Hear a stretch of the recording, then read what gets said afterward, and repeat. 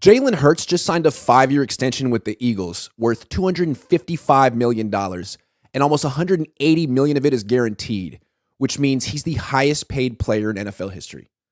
I think it's important for us to step back and look at how the Eagles got here, how Jalen Hurts got here. I think it's informative for the 49ers.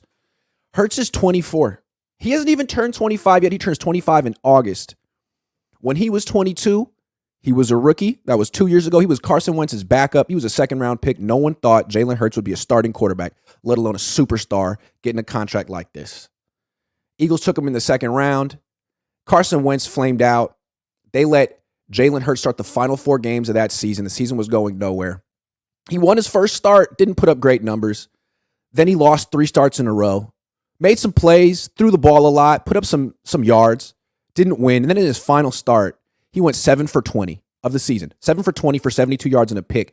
Got benched for Nate Sudfeld. That could have been it for Jalen Hurts right there. You know how the Niners do it at quarterback. They make snap decisions. Start like that, 4 starts, 1 win, they might write you off for a guy like a 7th-round pick. But the Eagles didn't do that. They got rid of Carson Wentz that offseason. They made Jalen Hurts their starting quarterback. And at 23 years old, he made huge strides. All of a sudden, he was a winning quarterback. And then by 24, in the Super Bowl, he went 14-1, flat-out superstar. Now he's the highest paid player of all time. So that happened really quick, all because the Eagles didn't give up on him after 4 starts, saw something and committed to him. 2 years of patience paid off very quickly, and now they're very happy at quarterback. Why does this matter to the 49ers? Why is this informative to the 49ers? Well, they have a similar quarterback, Trey Lance. I know he's been around a while. They drafted him 2 years ago, but he's 22, the same age Hurts was when he was a rookie. Lance is going to turn 23 in about a month. So even though he's been in the league 2 years, I mean, his first year, that was Hurts' senior year in college. He should have been a senior at North Dakota State. Last year should have been his rookie year. He has 4 career starts, just like Hurts had in his rookie year. Frankly, Lance's numbers are better in his first 4 career starts than Hurts was. Now Lance is on a better team, but he had less experience coming out of college, right? He was supposed to be a bigger project, but frankly, he had more success than Hurts did early on. And this was, playing without McCaffrey, playing without Mitchell, playing without Kittle. So now the Niners have to figure out what they do with Trey Lance. He's going to turn 23 in a month. On the Eagles, they would have played Trey Lance and they would have seen what he had. They would have given him a year or 2 to prove himself and develop.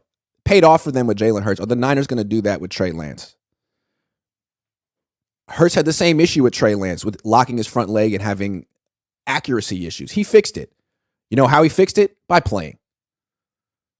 Will the Niners give Lance that opportunity? Well, they might not have a choice, because with Brock Purdy, he'll get cleared to play in 6 to 8 months post-op, which was March 10th. But just because he's cleared to play doesn't mean that he'll be the same guy he was at the end of last season. I mean, no offseason, coming off a serious surgery. Only quarterback who's ever had this in the NFL is Nick Mullins. And if you go back and look at his numbers, look at his performance in the preseason and in his Week 15 start that year, 2021, coming off that injury, he was not himself. He was throwing very short passes just to survive. Now it looks like he's made a recovery. It looks like it's going to take Brock Purdy probably until 2024 to regain that form that he had last year. And if he can't be that guy, is he really giving you the best chance to win? So your options could be start Trey Lance and rip the Band-Aid off and see what you got, or go with Sam Darnold, who's a known loser, who also had an awful start Week 17 last season, which was like 3 months ago. So it seems like the Niners have no choice. You got to give Trey Lance a chance. His name rhymes with chance. You got to give him a chance. And, Brock Purdy can come back in 2024 and be their franchise quarterback. He could be even better.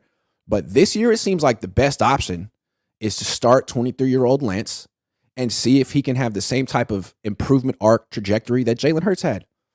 Because frankly, if we're just judging quarterbacks off their first 4 starts, which is stupid anyway, Lance has a leg up on Hurts. You look what happened to Hurts in just 2 years, just because a team committed to him. Well, that could be Lance. So interested to see if this changes the Niners' thinking a little bit. do you really want to give up on Lance after 4 starts? Because Eagles could have done that. They benched Jalen Hurts for Nate Sudfeld. Instead of giving up on Hurts, they fired the guy who benched Jalen Hurts for Nate Sudfeld and got rid of Nate Sudfeld and kept Hurts. You got to love Philly for doing that. They believed in their selection and gave the kid a chance. The Niners never really act like they believe in their selection. People give the Niners credit for keeping it real or evaluating or having snap judgments, but why did you draft this kid? And how could you change your mind so quickly? Especially when he's shown flashes at a very young age. 23 was when Jalen Hurts started improving big time. 24 is when he became the highest paid player of all time.